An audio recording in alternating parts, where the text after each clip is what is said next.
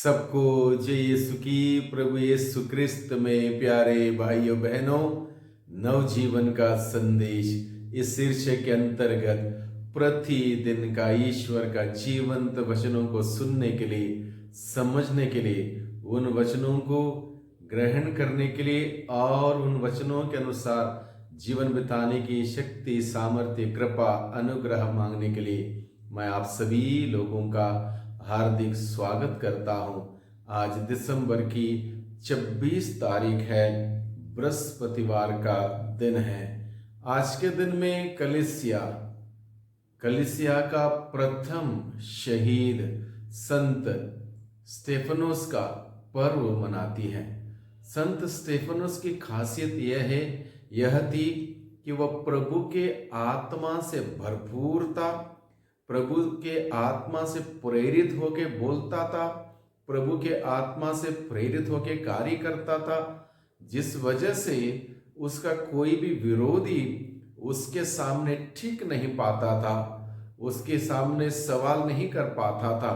इसलिए जो एक प्रकार से हम कह सकते हैं अशुद्ध आत्मा से संचालित या फिर बुरी शक्ति से संचालित लोग संत स्टेफन को, उसकी बातों को ना सुन पाए, ना समझ पाए, ना उसको बर्दाश्त कर पाए, उसका विरोध करने लगे। ये जिस प्रकार से अंधकार विरोध करता है उजाले का, लेकिन हार उजाले की नहीं होती, अंधकार की होती। जहां अंधकार में एक मोमबत्ती भी जलाया जाए, अंधकार वहां से भाग जाता। उसी प्रकार से एक अच्छाई और बुराई के विरुद्ध एक प्रकार की लड़ाई हम देख सकते हैं आज के पहले पाठ में और सुसमाचार के प्रसंग के द्वारा। और इस प्रकार की लड़ाई हम सबों के जीवन में हमेशा बनी रहेगी, क्योंकि प्रभु का वचन कहता है आज के सुसमाचार में प्रभु यीशु के कारण दुख उठाना होगा, क्योंकि अंधकार में रहने वाले, अंधकार से संचालित लोग ज्योति पसंद नहीं करते। अंधकार में रहने वाले, अंधकार में जीने वाले, अंधकार के कार्य करने वाले, अंधकार से संचालित लोग ज्योति का स्वागत नहीं करते, पसंद नहीं करते, ज्योति उजाला नहीं चाहते, क्योंकि उजाला आएगा उनके अंधकार के सारे कार्य उजागर किए जाएंगे, प्रकट किए जाएंगे। इसलिए एक प्रकार का विरोध, इसलिए प्रभु कहता है प्रभु यीशु के कारण दुख उठाना होगा प्रभु के अनुयायियों को। प्रभु यीशु मसीह इस दुनिया में अंधकार में रहने वाले लोगों के लिए ज्योति बनकर आए थे।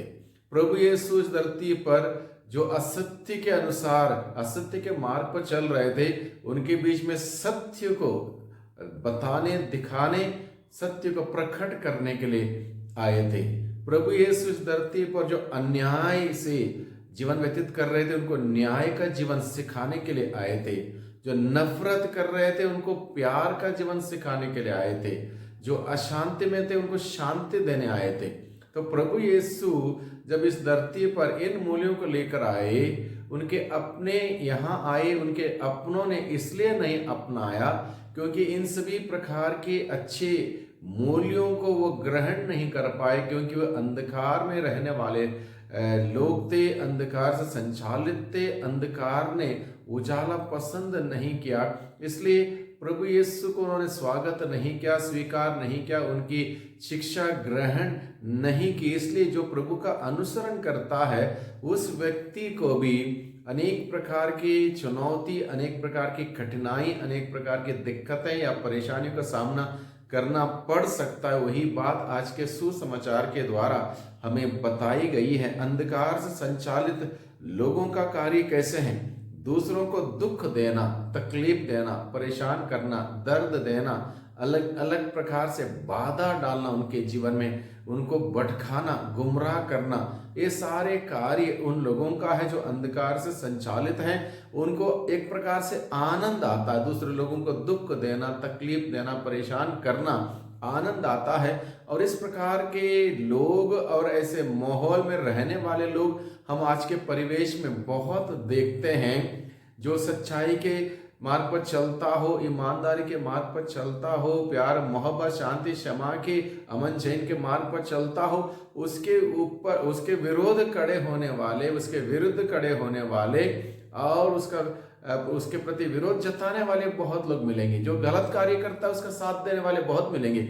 एक प्रकार का संघर्ष हम सभी लोगों को करना पड़ता है भाइयों बहनों, इसलिए हम इन सभी बातों से अवगत रहें, क्योंकि हम सभी प्रभु के हैं। इसलिए प्रभु के कारण हमें सताव का सामना करना होगा, सताव होगा हमारे साथ, लेकिन हमें हिम्मत नहीं हारनी है। प्रभु अपने वचन के द्वारा क्या कहता है, जो अंत तक धीर बने रहेगा उसे मुक्ति मिलेगी। यानी कि हमें धीरज के साथ सामना करना होगा, हिम्मत नहीं हारनी, पीछे नहीं हटना, अपना विश्वास बुलंद रखते हुए अपना धार्मिक जीवन को बुलंद इरादों से हम जिए और दुनिया के सामने इस बात का गवाही दें कि हम यीशु के लोग हैं, यीशु के द्वारा चुने हुए लोग हैं। जिस प्रकार से आज के महान संत स्तेफन ने यही कार्य किया, प्रभु यीशु का होकर वो जिए, यीशु का होकर उन्होंने कार्य किया।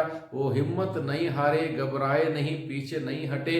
हालांकि बहुत प्रकार का विरोध का सामना करना पड़ा, यहाँ तक आखिर में लोगों ने उनको पत्थर मारते हुए मार दिया, तब भी उन्होंने प्रभु यीशु मसीह का वो मूल्य व सिद्धांत अपने जीवन में यहाँ तक अमल किया। मरते मरते उन्होंने प्रार्थना यह की, प्रभु यह पाप इन पर मत लगा, प्रभु यह पाप इन पर मत लगा। और यह कहकर उसने अपना प्राण त्याग दिए, अपने विरोधियों के लिए, अपने दुश्मनों के लिए उसने प्रार्थना की। प्रभु यीशु का उदाहरण अपने जीवन में उसने अमल किया। हम सभी लोगों को एक सुंदर उदाहरण प्रस्तुत किया कि प्रभु यीशु का अनुसरण करना हो तो इस हद तक, इस प्रकार से, इस स्तर में हमें अनुसरण करना होगा, पूर्ण रूप से प्रभु यीशु के भांति जीवन बिताते हुए, यीशु के मार्ग पर चलते हुए, यीशु के मूल्यों का, सिद्धांतों को अपनाते हुए, यीशु के जैसे व्यवहार करते हुए, यीशु का अनुसरण करने की बात संत स्तेफन हम सबों को सिखाता है। इसलिए आज के दिन में जब हम सभी लोग संत स्तेफनोस का पर्व मनाते हैं, संत स्तेफनोस की मध्यस्थता मांगे। जब हम ऐसे परिवेश में जीते हैं जहाँ अंधकार का बोलबाला है, जहाँ विरोध है, जहाँ चुनौती है, अलग अलग प्रकार से हमें सताव आ रहे हैं, इसलिए हम संत स्तेफनोस से प्रार्थना करें किस प्रकार से उसका सामना करें और किस प्रकार से प्रभु के मूल्य सिद्धांतों के अनुसार जीवन बिताते हुए आगे बढ़ें और प्रभु की गवाही बने। इसलिए आज के दिन में विशेष रूप से प्रार्थना करें। फिर एक बार मैं आप सभी लोगों को क्रिस्त जयंती की शुभकामनाएं देता हूं, प्रभु की आशीष मांगता हूं, बरकत मांगता हूं। प्रभु के प्यार में हम सभी बढ़े, विश्वास में मजबूत हो जाएं और एक सुंदर आदर्श क्रिस्तीय जीवन बिताते हुए प्रभु की सच्ची गवाही बने। सबको धन्यवाद, सबको जय यीशु की।